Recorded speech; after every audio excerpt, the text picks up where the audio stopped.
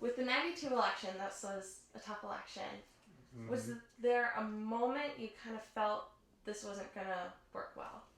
Yes. So February Mm-hmm. of 1991, I am in 1992. Excuse me, not 1991. 1992. I'm in New Hampshire, Mm-hmm. and all of the people that normally would be involved in organizing, like the ground troops, were sitting out. They were sitting out the election. They weren't working. Mm-hmm. And most of them were not working because of Bush going back on his no new taxes pledge. Mm-hmm. And if that was happening everywhere across the U.S., Uh-huh. we were dog doo-doo. So, Mm-hmm. and that's how it played out. So Why'd you end up working on the campaign if you kind of knew it was a lost cause? Well, I started in December. Mm-hmm. And, I signed up for the duration and went through the duration and, I'm a start and finish kind of guy. So. Yeah, I think I did the best job I could. And for me, I was working in press and, I'm a lawyer. And that was a little stretch, something new for me. So I actually learned a lot. It didn't turn out the way I had hoped, but it was still a good experience. What would you say you learned? How to communicate, Mm-hmm. how to write in a different way, as opposed to a legal brief. Most people don't want to read a legal brief in the Washington Post or the New York Times or in the Lancaster Intelligencer Journal. So that was a learning experience. It was a different way to communicate. Mm-hmm. And, I still use that today. Day after Election Day, 92. Mm-hmm. What did you... I know most campaign workers, November 4th, I worked on a campaign. My boss said November 7th this year, I'm on unemployment. What was your next step? Well, if I remember that day, I had a real bad hangover, to be honest. So I don't think I did much at all. And then I started, looking for something to do because, I was out of a job. And I ended up doing some temporary work for the International Republican Institute. Mm-hmm. And that took me to the former Soviet Union a couple of times. And then that turned into a job where I went to Moscow for almost 2 years. When you went going into Russia at that point? Well, the overarching goal of the U.S. government at the time was to create a democratic Russia. Mm-hmm. How do we do? You wrote a lot about the mafia in Russia. Were you ever scared? Yes, often. I was always very aware of my surroundings. Mm-hmm. I had a few instances where people tried to break into my apartment, and I was followed on multiple occasions by I'm not sure who. So, yes, it was sometimes a very stressful place to live. Mm-hmm.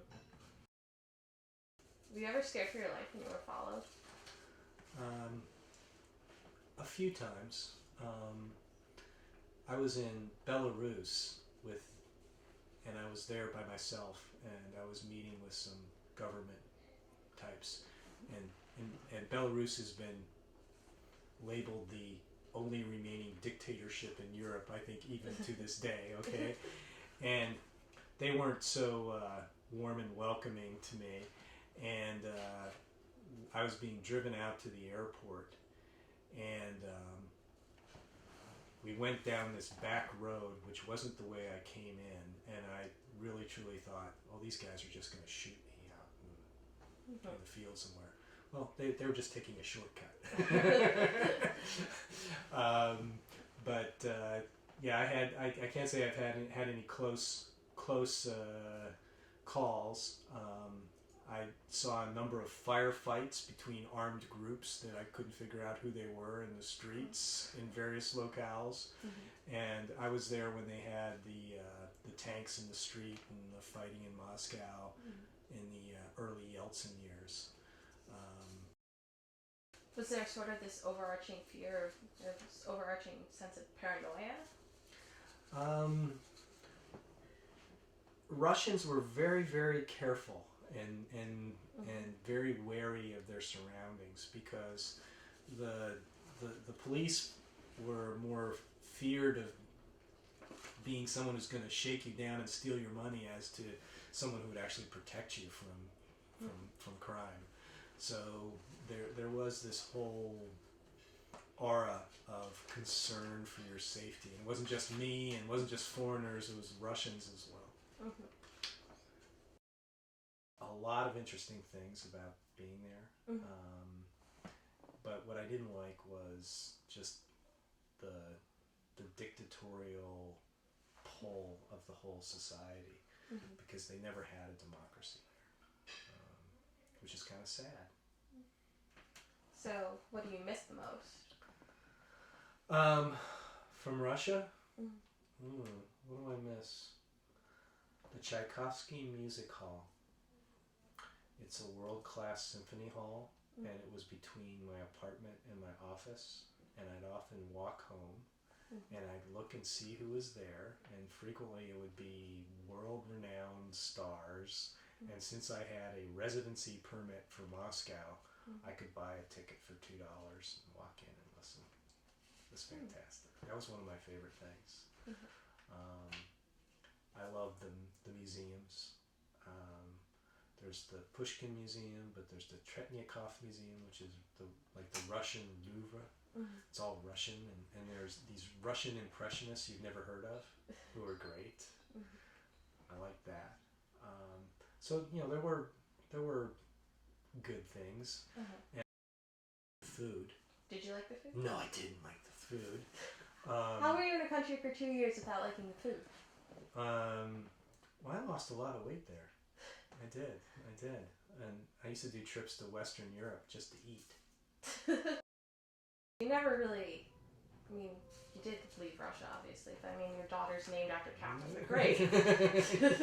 Yeah, and her middle name's Anastasia, but my wife is half Russian. My mother-in-law is Russian, so there is a Russian connection. And you're fluent in Russian, right? Well, I'd say I used to be, but I haven't been there for 10 years. And I haven't used Russian all that much, so my Spanish may be better now than my Russian. Okay. Do you think you'll ever go back? I've promised my daughter I'll take her there, so yes. If they let me in. I'm not quite sure if they will.